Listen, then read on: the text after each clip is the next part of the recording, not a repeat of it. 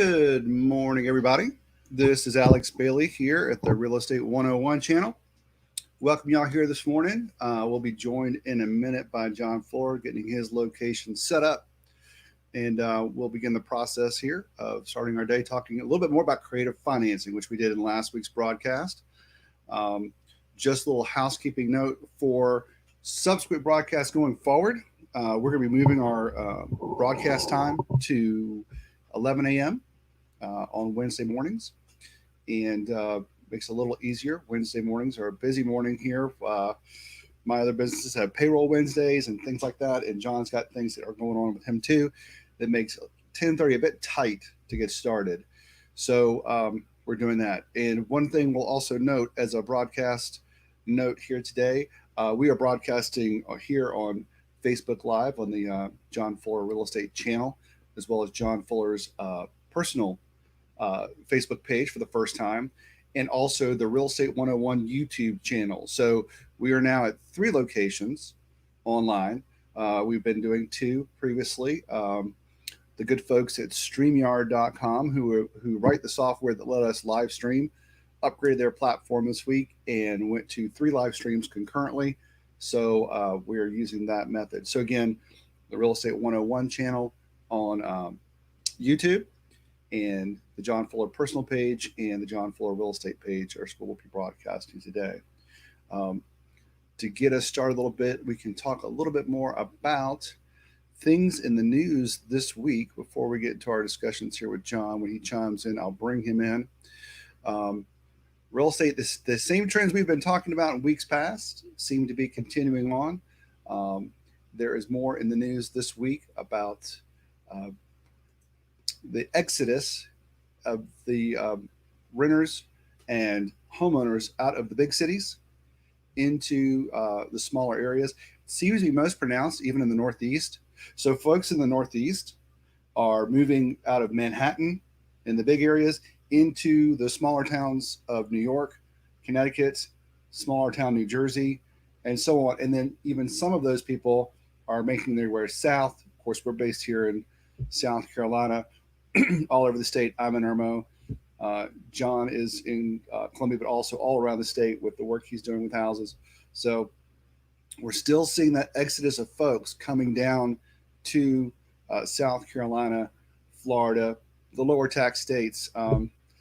If you follow Tesla at all, you see that they're moving a new manufacturing plant to Austin, Texas, where they'll be building the Cybertruck, the Model Y, and the Model 3, because Texas has the great quality of life. Their first plant is in Fremont, California, where they started, but growth will not continue there because of the high tax rate, high regulations, and so on. So that ongoing trend to the simpler life of lower taxes, lower regulation, less crime, and so on continues. Also continuing this week, we still have the yields coming down on the 30-year mortgage rate. We are at 2.98% now, and I'll show you a little chart to illustrate that some more. We'll pop it up here on the side. I'll hit the share, and there we are sharing. So you can see this is the trend line for the past 5 years for 30-year mortgage rates, and starting at basically the beginning of 2019 on down, that newest rate now is at 2.98% for the week of July 16th. That's still a little old. It's still trending down. Whether or not it goes much lower than that, it's hard to say, because there is a bottom, 0%, at which the banks can't go less than 0 plus about 2.5, 2.75% is what they add on to that. So they get their funds from the Federal Reserve deposits that pay very low interest. If you have a checking account, you get very low interest. So they have to have some spread in there to make it worth their while. So when you hit 0, you really can't go much lower. So we're about at the lowest of the low rates, which is also causing some trends of people going out there and hitting the market and buying homes, which is keeping home prices relatively stable. The predictions for earlier this year that, oh my gosh, the coronavirus is going to knock home prices down and send it further down into crash territory never materialized. The sales continue to plug along. New home buying is, excuse me, new construction is also on the increase across the country because of these low rates. Now, if we end support for the $600 a week checks, which are now run out this week for folks who are unfortunately out of work at this point in time, maybe that's going to have a negative impact. We've yet to see if that would be the case or if those folks are getting back to work at their various places of business. But overall, the trend is positive. It is tending to favor the buyers in these regions of the country where people want to move to. If you're a Manhattan condo owner and you're trying to sell, it's not so great for you, unfortunately. But if you are someone living in the more desirable rural, suburban type areas, especially in the lower tax areas, it's been good for you. And if you're selling a home that is in your starter home or next step home, things under the $250,000 mark, for example, in South Carolina, maybe higher in other parts of the country. If that's where you are, then you're finding it doesn't take very many days for your house to stay on market before you find a buyer. That is very much the case. So that's the trend. While we're on the topic, just so you know, for the folks watching, if you have any questions or anything you directly want to talk about during the stream here, just feel free to comment. If you're in Facebook, you have Facebook comments, you can enter your comments there and it'll appear on my screen. I can bring it up here into the show and we can answer those questions. If you have a particular deal you want to talk about, you're looking at a house, you're looking at something to purchase or something to sell, and you want to run some numbers on what you need to do to get ready to do that so that you can maximize how much you're either able to get for the property you're selling or to get the best price for the property you're trying to buy, we'll take those questions and we'll go over that together. And if need be, we can even bring you into the broadcast stream if you'd like. As long as you have a cell phone with a decent connection, a desktop or laptop with a microphone, you don't even have to have a webcam, but if you want to, we can do that. We can bring you into the stream and we can talk about your particular deal. If not this week, then prepare it for next week. Like I said, we'll start next week. Our show will be at 11 a.m. And to make it a little bit closer to lunchtime for people to take a lunch break while they're watching the show too. So your questions and your comments are welcome, and we'll be glad to take them then. So that's a little bit about what's going on currently in the news. Last week we talked about some creative financing options, namely in the subject to area. That is one way to do a deal. One other way we did not talk about that we can talk about today are leases with an option to purchase. Leases with an option to purchase. What is that? Well, it's pretty much as the name sounds. A lease with an option to purchase means you're engaging in a regular lease. You're going to be a standard tenant in a property, but you're going to pay another set amount of money that you will agree on with the seller of the property called the purchase option, which is a separate contract, or you can make it an addendum to the lease contract. It says at some point in the future, which you define in the contract that you both mutually agree on, I have the right to buy this house for a fixed price. And then you pay typically some type of a fee for that privilege, for the right to that contract. So say, for example, you want to buy a house that's a $150,000 house that you want to move into. You agree to pay the landlord rent to move in of let's say $1,200 per month. You can also, for let's say $1,000, say, I'd like the right, my lease with an option, to purchase this property within the next, let's say 3 years. You write that in the contract for $150,000.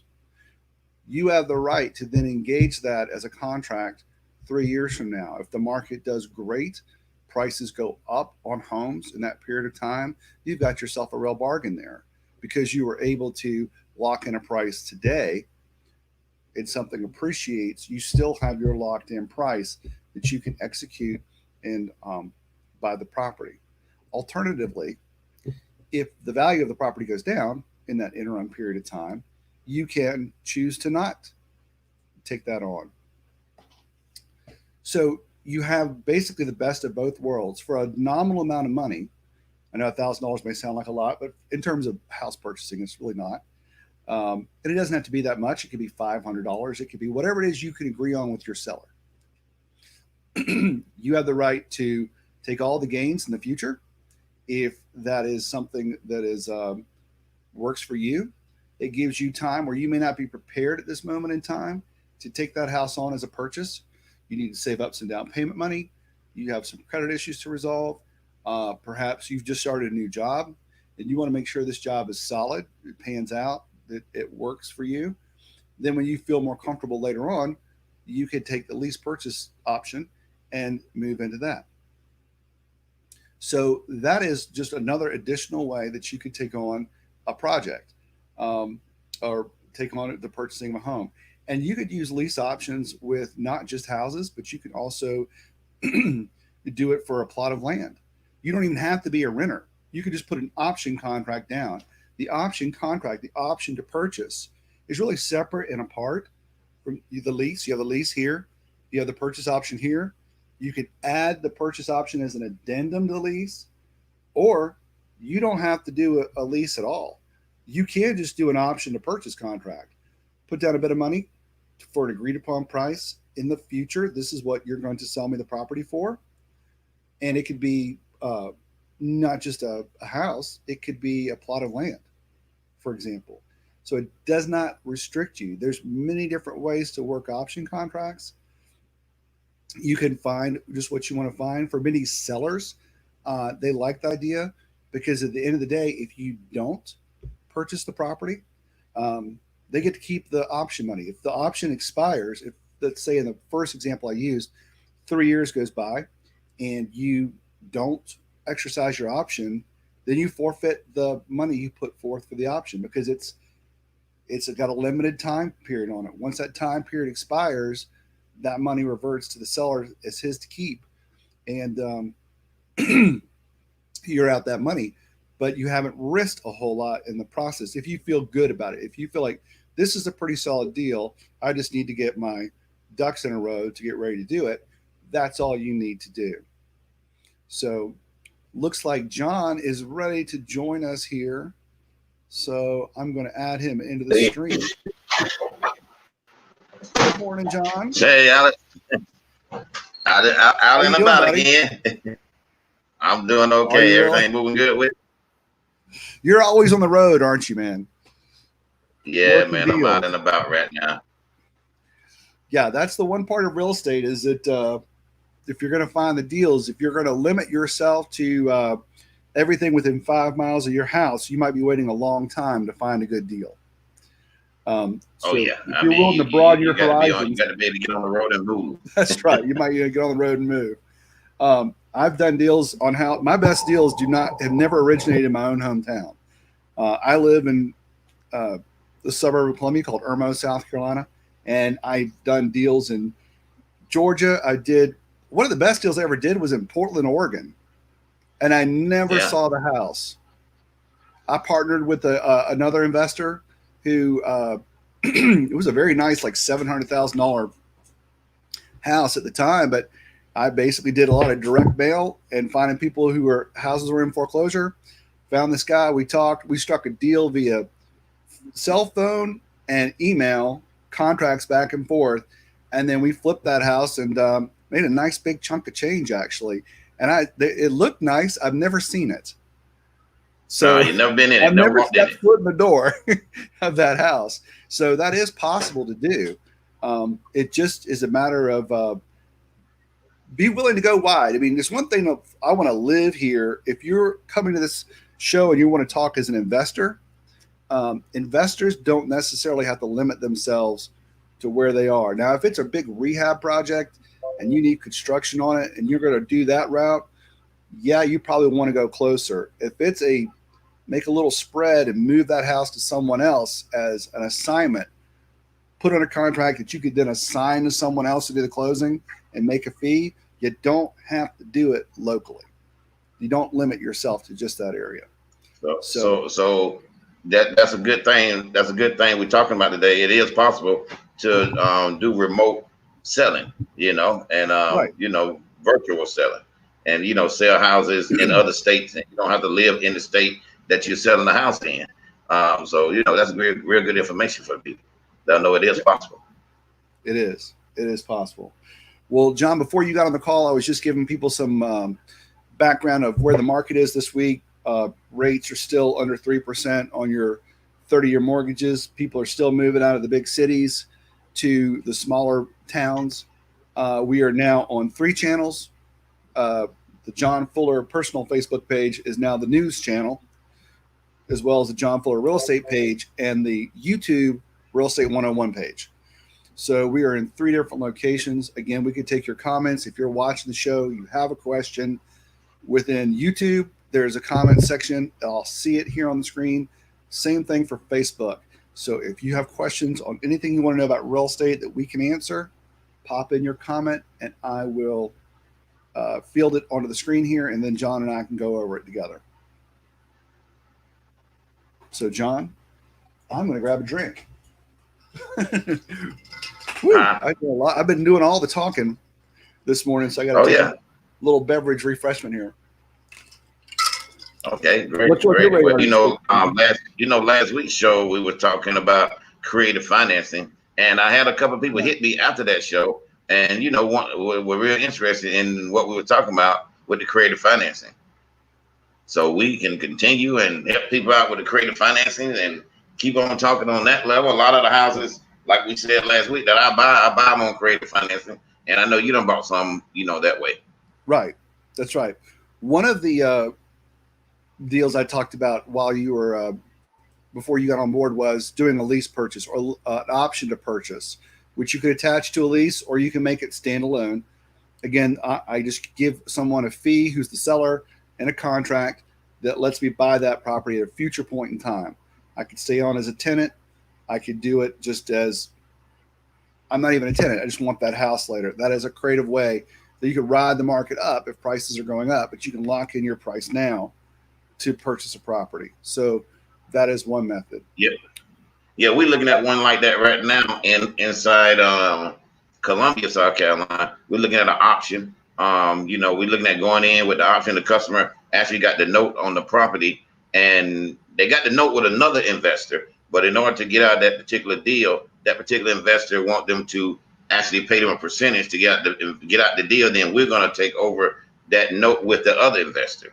And we had to do an option. We had to do what we call a option on that contract and do an assignment with the person that living in the house, because they moved to another house. So we had to give them so much money to even take over their note. And it's not with a bank. It's with a private lender. It's with a private investor. So we actually doing an option on that, where we taking over, where we're going to be making the payments on it and then selling it to another client that's inside one of my programs. Yeah, for a lot of folks. If you've never heard, deal, but that's right. If you've never heard this before, if you're a brand new to real estate or you've never dealt with anything other than a straight, I write a contract to buy a house, I go to the bank to get my money, and we buy the house. A lot of these things can sound weird for the very first time. It's like, is that legal? Can you do that?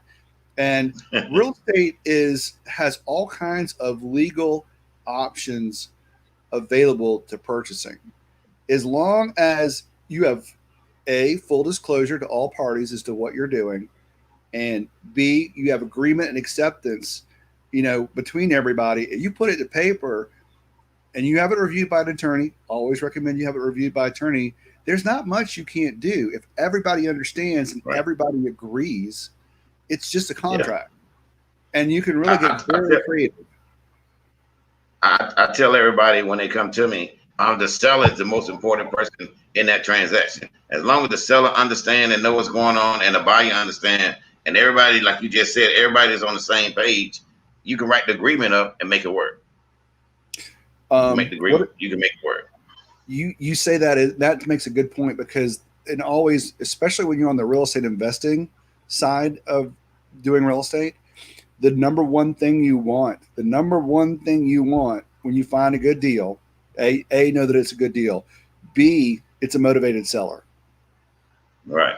Because motivated sellers are willing to get creative to get the deal done.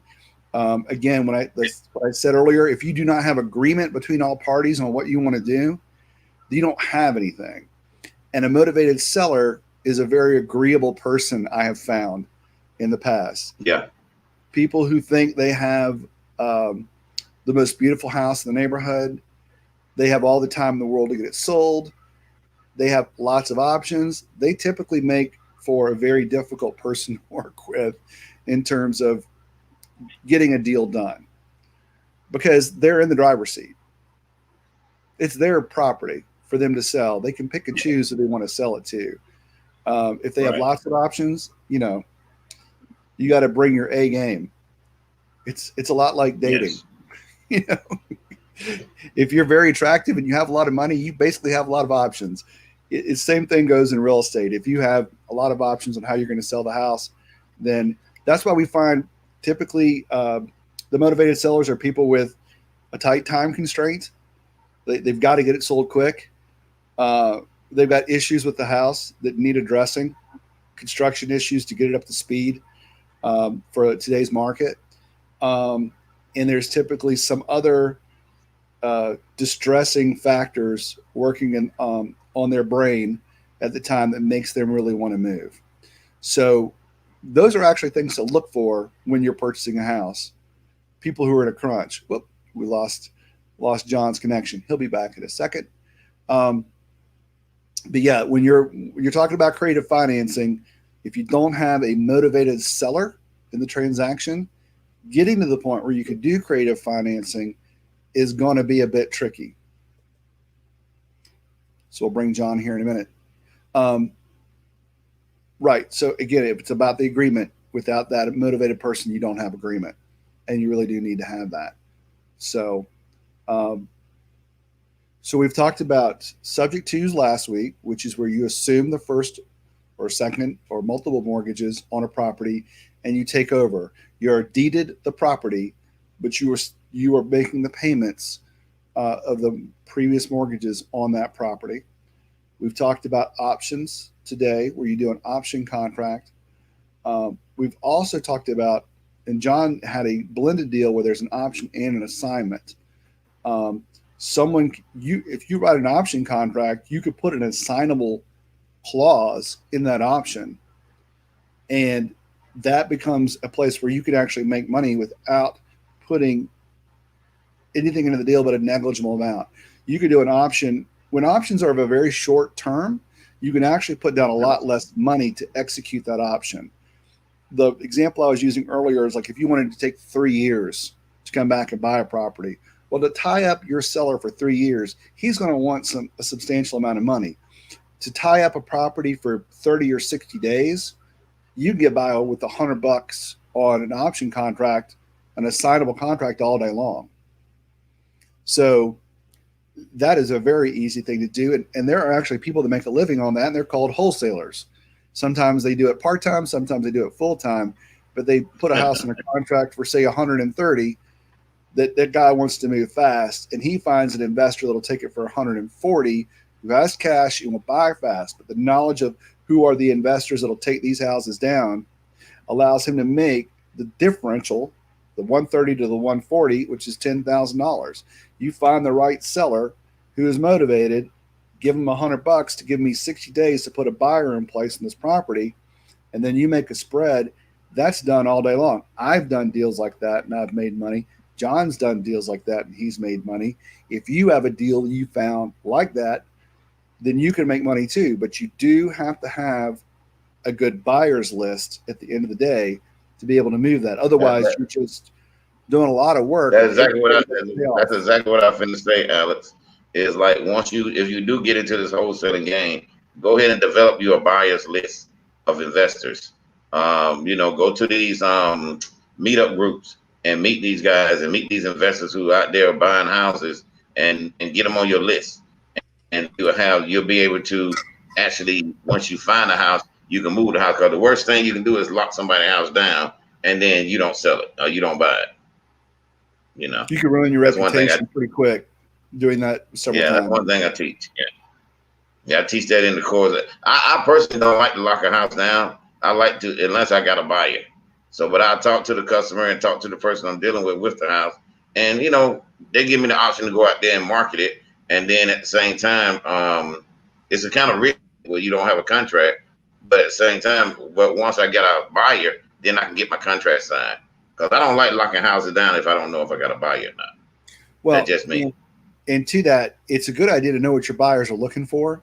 So if you do have some investor buyers, get their criteria of what they look for, so you can market to find people who are in that vein, who are like, I have this particular house. I know that meets like 2 or 3 of my buyers' criteria. I can shop it to them once I lock it down, and then you got it. So in other words, you kind of pre-sell the product, and then you find the product to fulfill it with, which is much easier because you're going in knowing, oh, okay, this won't be hard because I already know these guys want product like this, or these ladies, whoever the investor is.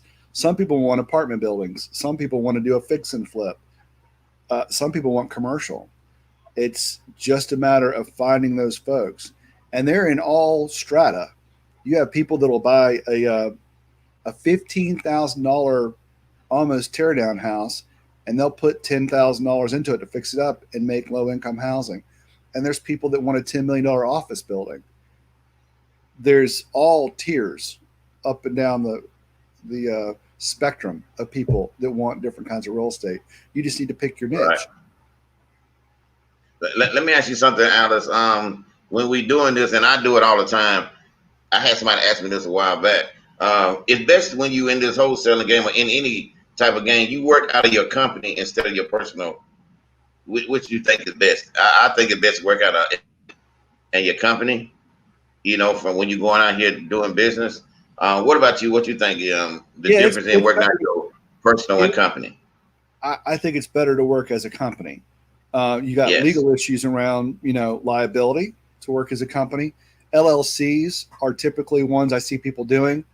So I've seen people do, and this could be expensive, but it could be the safest way. They make a new LLC every time they do a deal.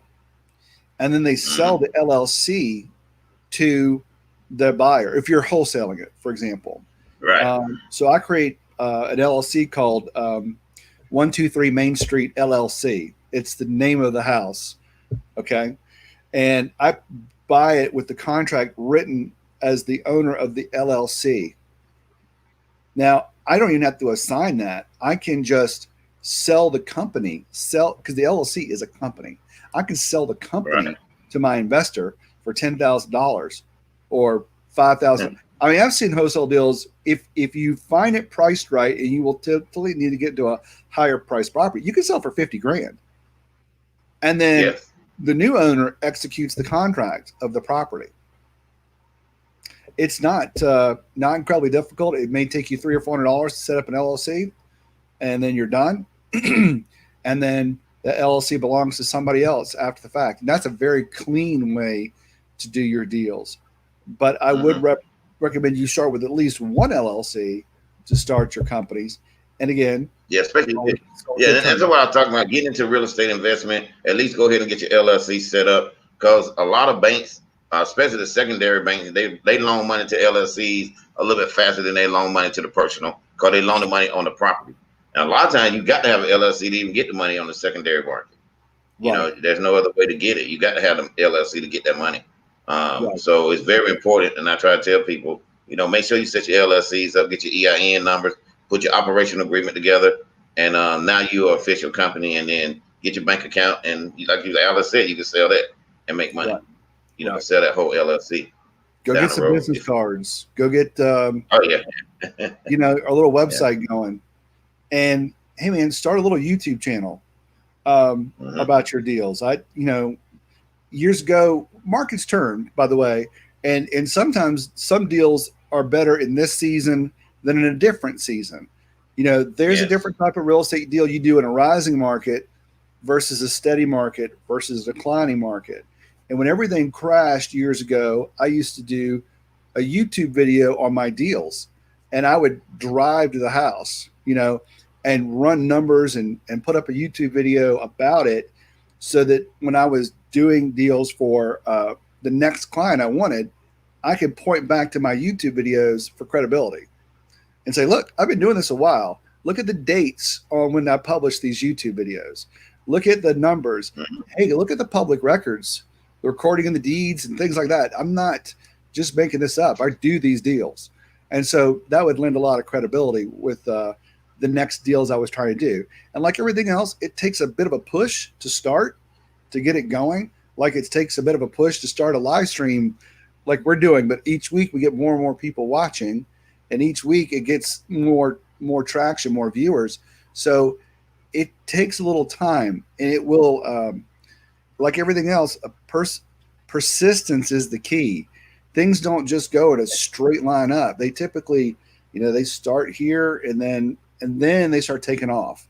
But it takes you a while to be down here in the trough before you see it go up the graph. So stick with it. One of the things you said, persistent, patience. I tell people that come in this business, you got to be patient. It's not going to happen overnight all the time. You might get lucky in your first deal. You might make $30,000 off that first deal. But there again, you just need to be patient. And if you're in the game for the long haul, it'll balance itself out. Because you might lose a little bit of money on the first deal. But you stay in the game, you're going to make it back. So I tell people to be patient when they come to us. Be patient. And also be surrounded by some smart people that you can run your ideas past. Because it's one thing to be patient.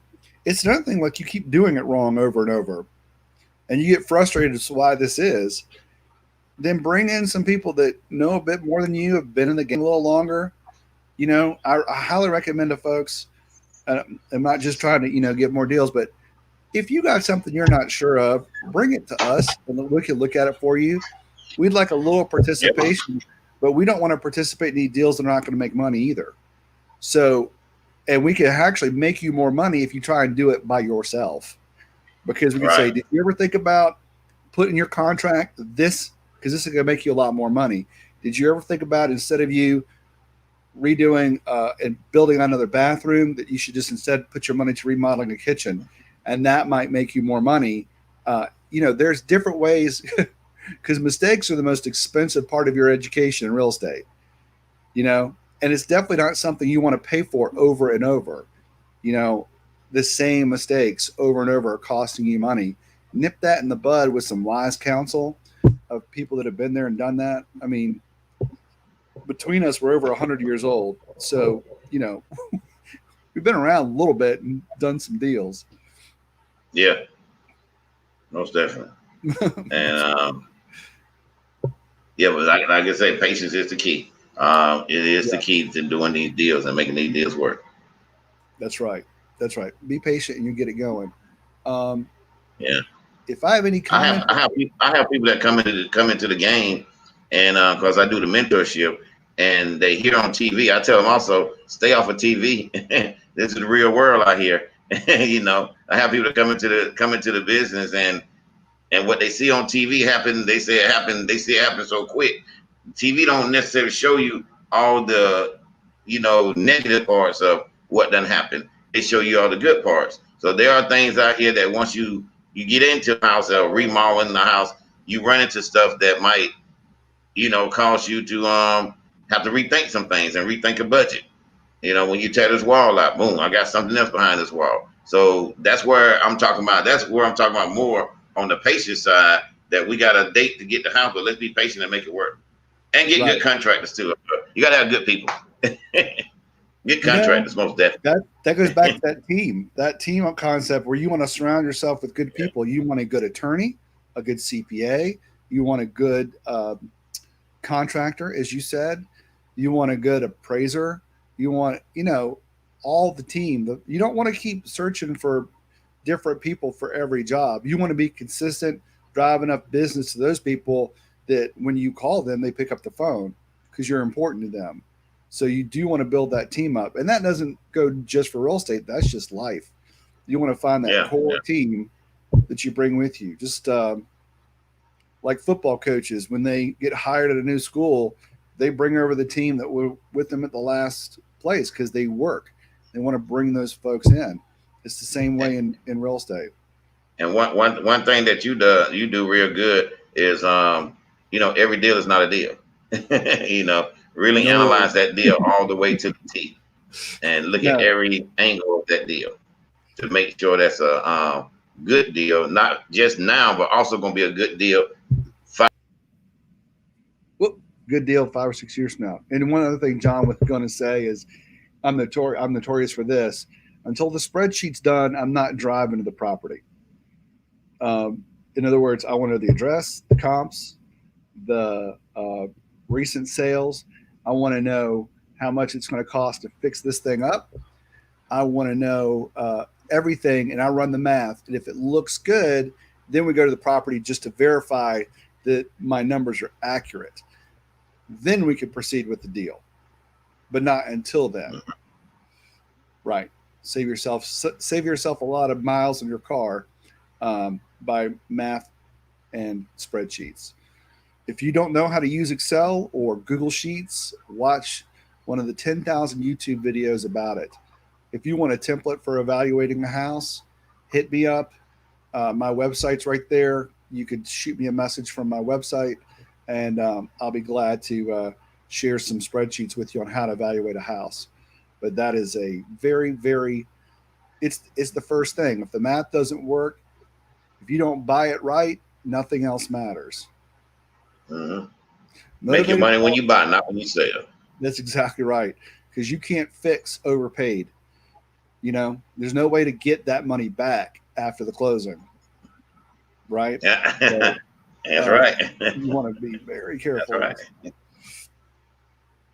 All right, John. Well, we're 36 minutes in. Again, guys, if y'all have any comments, please put them up. And I'm working on my new studio too down here. So hopefully we'll have that up in the next couple of weeks, and then we'll be in the studio, and then we won't be with the interruptions. So we're putting that together right now. So that should be together within the next week or so. It's been about 2 weeks. I have studio up and running. Hey, you know what? I'm experimenting with something right now. I just got it yesterday. That's what that box is on my table back here. But T-Mobile makes home internet now. If you have a T-Mobile account, and for $50 a month, they'll send you the router. But the router is taking the T-Mobile cellular signal and broadcasting it out in your house as Wi-Fi. But funny thing, it has an actual giant battery in the router. So if you disconnect from the power outlet, you can take the router to a home, to a job site or something, and you have Wi-Fi there for a good day. As long as there's decent cell phone signal there, you can bring Wi-Fi with you when you're going places. So I'm testing this out right now, and so far it seems to be working pretty good. And no, T-Mobile did not pay me money to say this, but home internet for $50, for one thing, I don't know what most people are paying, but I think it's more than that. I know Spectrum is like $75 a month for their decent internet speed that you can watch, Netflix with. So to have a portable Wi-Fi you can bring, as long as it has a charge, to a job site, so you can get a good video source, that might be very interesting. So I'm going to try it out. I'm going to move it around and take it to the park and see if it, gives it good signal strength. And we'll talk about what I find out on our next week's show. So something to think about. Well, we wind my studio up all the way, Ethernet and everything is being wired up, put together. So the big lights. We're getting ready for this. You're gonna put a big green screen behind you, John, and we can we're gonna have everything in that studio. So we put it together to really get this thing to go the way it need to go. I'm on location right now, but when I'm not on even when I'm on location, it's gonna put us in. But right now I'm not on location. I will be in the studio on these days, producing shows. Okay. Yeah. Awesome. All right. Well, I think that'll probably do it for this week's show. Just as a recap, next week we go live at 11 a.m. 10:30 a.m. So hopefully it hits more into the lunch crowd for you guys. Again, if you have, even after the show, you can post comments to this channel. Click the bell for reminders if you are watching via YouTube.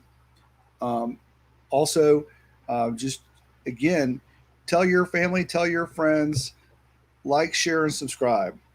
If you could help us build this channel up to folks who are in the market to be first-time home buyers or investors, either one. Check out John Fuller's website at johnfuller.store. It's in the banner at the bottom of your screen. For those of you in the market for commercial real estate, my website, baileyrealestate.net, lists the office spaces we have for rents in the Irmo, South Carolina area, just outside of Columbia. And I think with that, download the book. Download the book. And that's our show for today. And guys, we will see you next week. Everybody have a good one. And John, we will see you later, sir. 11 o'clock next week. 11 o'clock next week. Thanks, guys.